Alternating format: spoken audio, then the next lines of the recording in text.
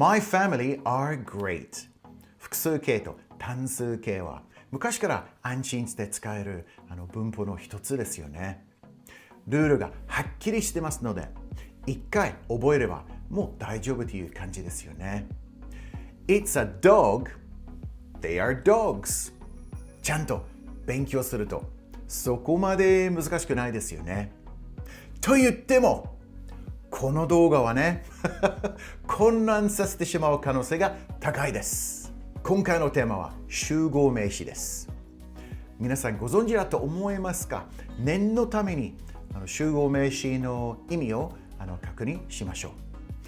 英語では collective nouns と言います。集合名詞というのは複数のものや人の集まりを一つのまとまりとして表す名詞です。例えば family、team、police などなどがあります。要するに単数形でも集団を指します。しかし英語のネイティブスピーカーはどちらが複数形、どちらが単数形、なかなか決められない場合があります。大変です。例えばね、この方が My family is great。でもこの方が My family are great と言ってます。どうしましょう？とりあえずこの動画が面白くなりそうですね。I'll be breaking it down into 4 easily digestible chunks. We'll look at the problem, the reason, the solution, and some example sentences. So, without further ado, let's jump right into it. First, let's look at the problem. The United States are home to Hollywood.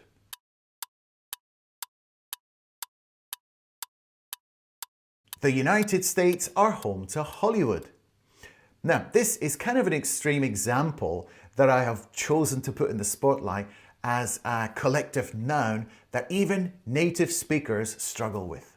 You might not believe me when I say this, but even people who have been speaking English all their lives still can't decide on which is which. In a nutshell, we still can't figure out whether some nouns are singular or plural.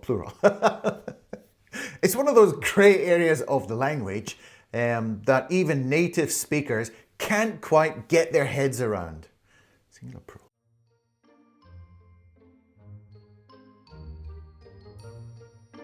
The Olympics opening ceremony is tomorrow night. Yeah, I can't wait. Me neither. I love seeing all the athletes waving and smiling. They always look like they're having so much fun. It must be such an incredible experience. I saw on the news that the American team have arrived.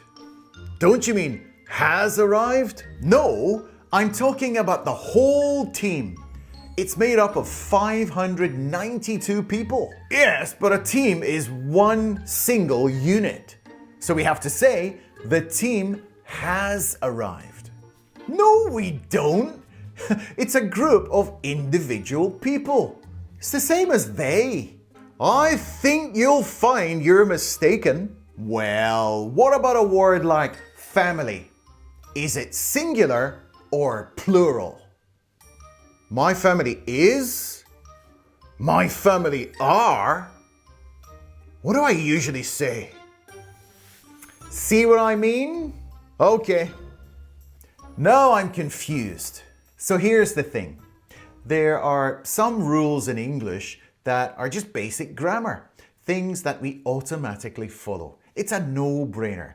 Basically, we all agree on how it's said. But there are also some points of the English language that should make sense, but just don't. How come? So this whole topic might seem kind of silly to you. Do you know why that is? Because you learn English as a second language. You probably learned English in a classroom setting by learning lists of vocabulary, the different verb tenses. It was all done in a methodical and perhaps clinical kind of way. If we think about how babies pick up a language, They don't learn it through textbooks or vocabulary lists or lists of verb tenses or adjectives, that kind of thing, do they? No. You and me, the way we picked up our mother tongue was, it just happened naturally through a process called child language acquisition. Stage 1, listening and absorbing, 0 to 6 months. Babies hear and recognize sounds from their environment. They pick up on speech patterns, tones, and rhythms, even before they understand words. Stage 2, babbling and mimicking sounds, 4 to 12 months. Babies start experimenting with sounds, making noises like baba or dada. They try to copy what they hear, laying the foundation for real words. Stage 3, first words and meaning, 10 to 18 months. Around this stage, babies start saying simple words like mama or dog. They begin to connect words to objects and people in their world. Stage 4, two-word phrases and early sentences, 18 to 24 months. They start combining words like want cookie or big truck. Their vocabulary expands rapidly and they begin to grasp basic grammar. Stage 5, building full sentences and conversation, 2 to 4 years. Their speech becomes more structured, they form complete sentences, ask questions, and engage in basic conversations, learning from feedback and interaction. So why did I feel the need to go over all that? When we go to school, there are some things which we systematically learn. But there are other things that are kind of taken for granted and deemed as somewhat unimportant. Collective nouns and their singularity or plurality are unfortunately one of those things. But there are a number of factors which affect our choices. I'll be outlining them in the next section. I'm going to be going pretty deep on this one, so buckle up.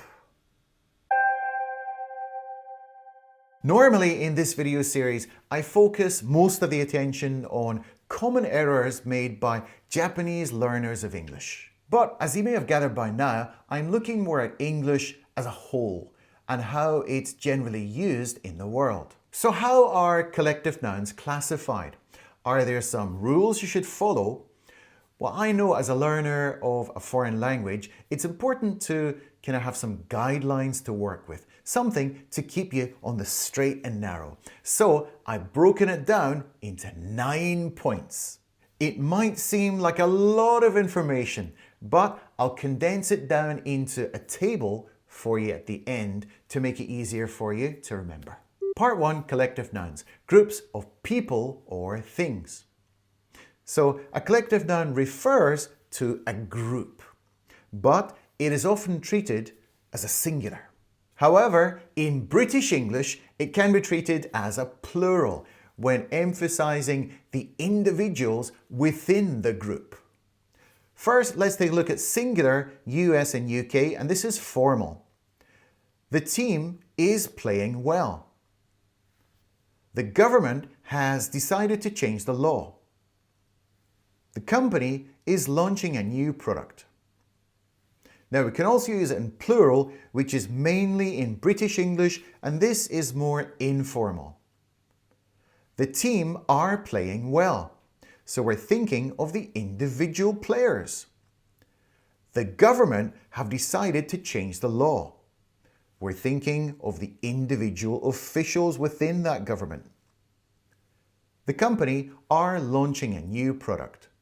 We're thinking of the individual employees within that company. The second one is countries and organizations. These are always singular. The United States is a large country. France is known for its cuisine. Apple is releasing a new iPhone. NASA has announced a new space mission. Even though the United States sounds plural, it's always treated as a singular entity. In a similar way, companies and institutions are also treated as singular in American English. But British English sometimes allows plural usage by saying things like, Apple are releasing a new iPhone. That's why it's so confusing. Part 3, sports teams and club names. This is where it gets extra tricky. So in American English, it's usually singular. Manchester United is a great team. The Miami Heat is on a winning streak.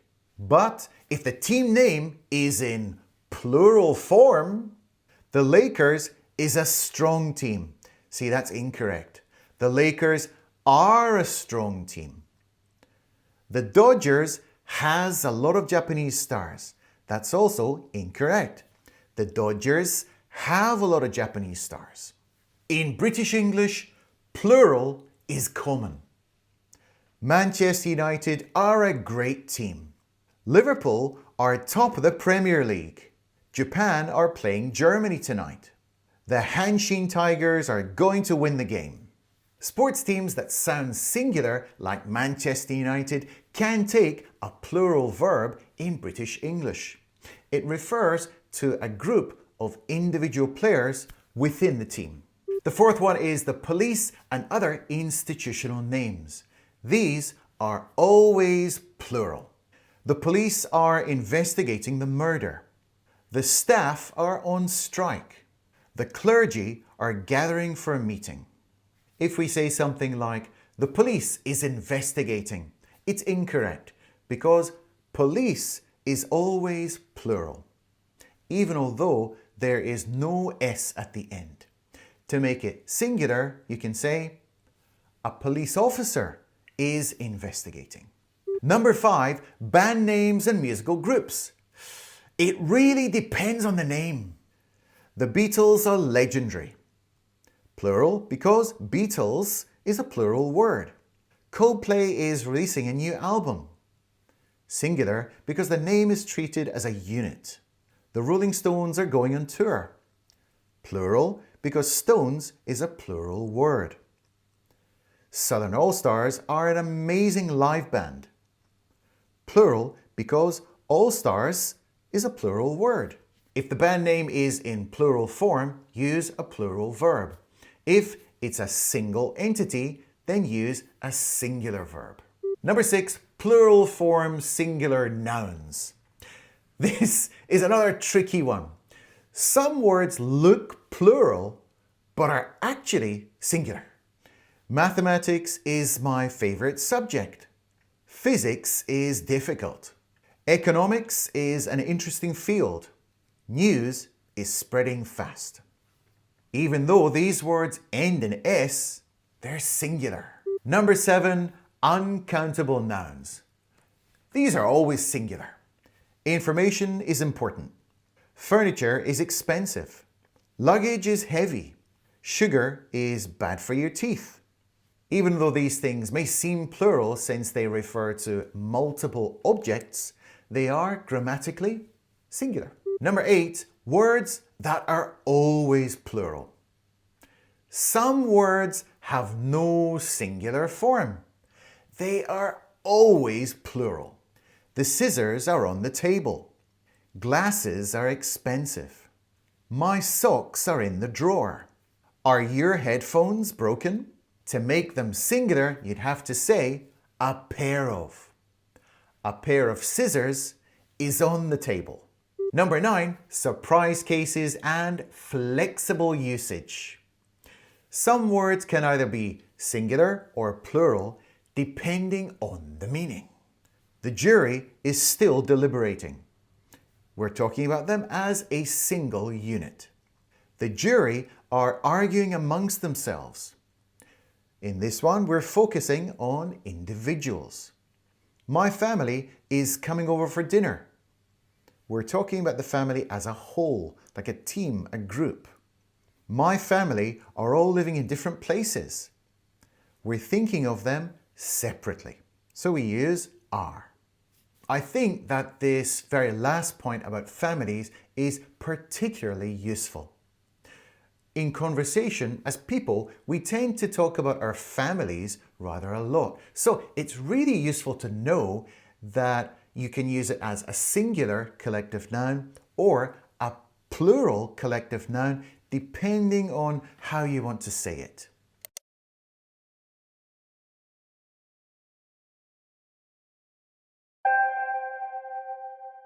Glasgow Rangers are my football team, and their arch rivals are Celtic, who have a lot of Japanese players. I personally always use the plural form when talking about football teams. It just seems more like the kind of thing a passionate fan would say. Now, arch rivals are your biggest rivals, and they usually have a long history of disliking each other. I guess it's like the Yomiuri Giants and the Hanshin Tigers, arch rivals. Did you see that car crash this morning? I didn't see it happening, but I saw the aftermath. It looked pretty grim. The police were investigating the scene. So we're talking about the police here. So the police are being talked about as a plural collective noun. The police were. Another word I talked about there was the aftermath. So this is like the things which are left over after something terrible that happened, like a disaster or an accident. So it can be like a physical aftermath, but also it can be used as like an emotional aftermath. The things which remain long after the terrible thing that happened has gone away, but the aftermath remains. Mathematics isn't really my forte, but people are often surprised by how fast I can do mental arithmetic. So even though mathematics looks like it should be a plural noun, it's treated as a singular noun.